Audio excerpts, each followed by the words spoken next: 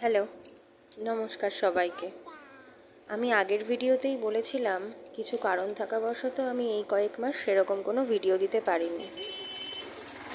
সেই কারণগুলোর মধ্যে সবথেকে মেন কারণটা হচ্ছে আমি এই বছর জানুয়ারি মাসের 25 তারিখে আমার বাবাকে হারিয়েছি।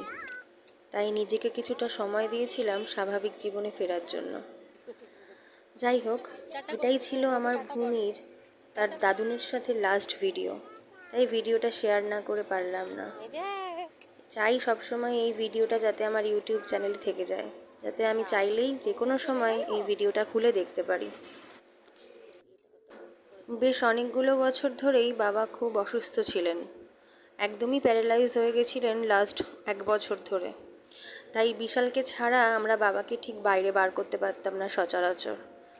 তাই যে জরুরি কাজগুলো বাবা একদম না বেরোলেই হচ্ছিল না, সেই কাজগুলো বিশালের যেদিন যেদিন ছুটি থাকতো সেদিন আমরা করার চেষ্টা করতাম। এটাও ছিল ওরকমই একটা দিন, একটা জরুরি কাজের জন্য বাবাকে নিয়ে বেরিয়েছিলাম। তাই ভূমিকেও আমাদের সাথে নিয়ে গেছিলাম যে ওরও একটু ঘোরা হয়ে যাবে।